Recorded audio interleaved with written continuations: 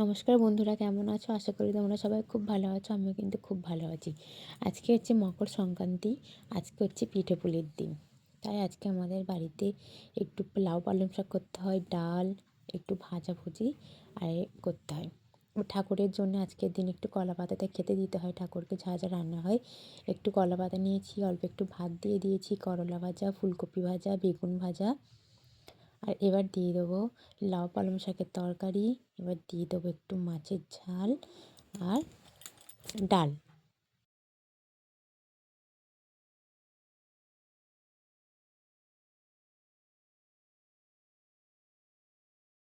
আমার ঠাকুরকে দেখো সাজানো হয়ে গেছে, দেয়া হয়ে গেছে। এবার আমি ফুলকপির তরকারি করব।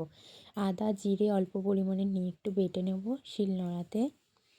বেটে নেওয়ার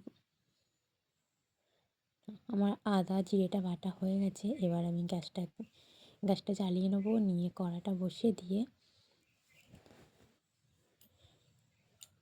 এবার কড়াইতে দিয়ে দেবো কিছুটা পরিমাণে সর্ষের তেল।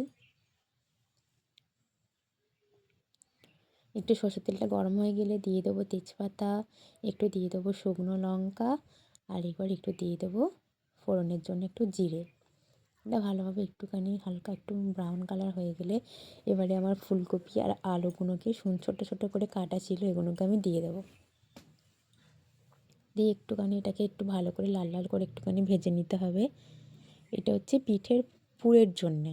এবার আমি দিয়ে দেবো একটু আদা জিরে যেটা বেটেছিলাম সেটা এবার দিয়ে দিলাম। সুন্দর করে ভেজে নেওয়ার পরে এবার ভাজা হয়ে গেলে দিলাম একটুখানি হলুদ গুঁড়ো, একটু গুঁড়ো লঙ্কা দিয়ে আবার সুন্দর করে এটাকে একটু মাখিয়ে নিতে হবে। দিয়ে দিলাম অল্প একটু নুন।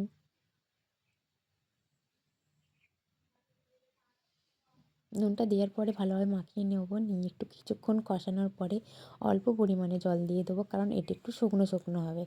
অল্প পরিমাণে দিয়ে দেওয়ার জল দেওয়ার পরে আমি এবার এটাকে ঢাকা দিয়ে দেবো সুন্দরভাবে। আর এই দিকে আমার শাশুড়ি মা আমার চালের গুঁড়িটাকে একটু মেখে দিচ্ছে সুন্দর করে। এই দেখুন আমি গরম জল করে দিয়েছি, এটা একটু হালকা হালকা গরম জলে আমার মাখছে এটা।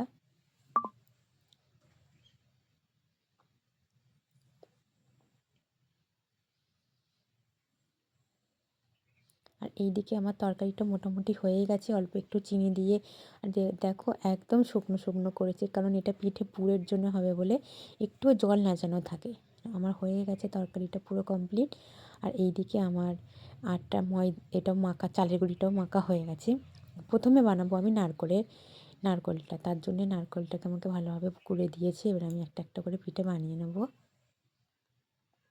আমি একা পারছি না বলে আমার শাশুড়ি মাও এসে গেছে আমার হাতে একটু হাত লাগানোর জন্যে। উনিও পিঠে বানাচ্ছে।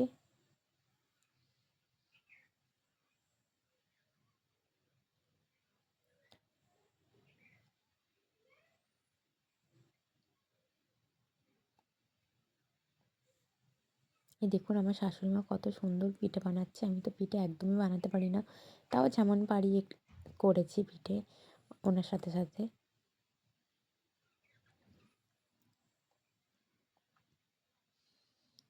এই দেখো এবার আমার নারকলের পিঠেগুলো হয়ে গেছে সবই। এবার আমি এটাকে ভাপাতে বসিয়ে দেবো। তাহলে চলো ভাপাতে দিয়ে দেওয়া যাক।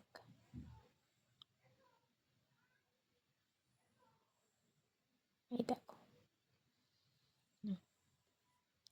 আমি হাঁড়িতে অল্প একটু জল আর এইটা বসিয়ে দিয়েছি, এটাতেই ভাপাতে দেবো আমি। নারকলের পিঠেগুলো দেখো কত সুন্দর করে সাজিয়ে দিয়ে দিয়েছি আমি। এবার এটাকে সাজানো হয়ে গেছে, এবার আমি দিয়ে দেবো ঢাকা। আর এবার আমার সেই তরকারিটা হয়ে গেছে, সেই তরকারির পিঠাটা এবার বানানোর জন্য আমি এবারে সব কিছু গুছিয়ে নিয়েছি। এই দেখো আমি কেমনভাবে পিঠে বানাচ্ছি। আমি একদমই পিঠে বানাতে পারি না, তাও চেষ্টা করেছি বানানোর।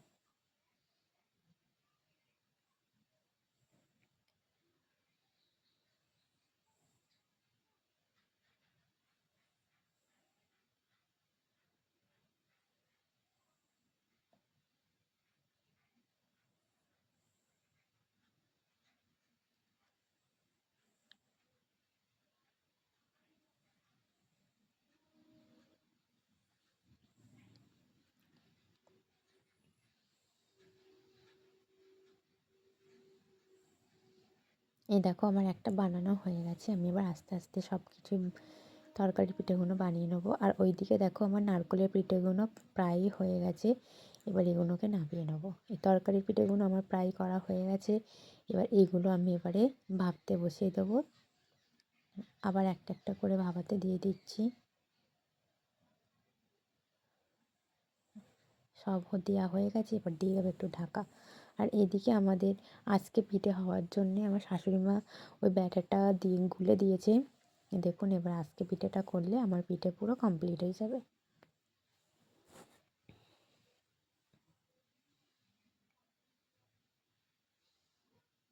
কিছুটা পরিমাণে ব্যাটারটা দিয়ে দেবো। এবার একটু তেল দিয়ে দিয়েছিলাম আমি, দেওয়ার পর ওটা কিছুক্ষণ দিয়ে দিলাম। দেওয়ার পর এবারে দিয়ে দেবো ঢাকা। তোমাদের বাড়িতে কী কী পিঠে হয়েছে অবশ্যই কিন্তু কমেন্ট করে জানাবে। দেখুন আমার এই পিঠেটা হয়েই গেছে প্রায়। দিয়ে দেবো আরেকটু ব্যাটার। দেখুন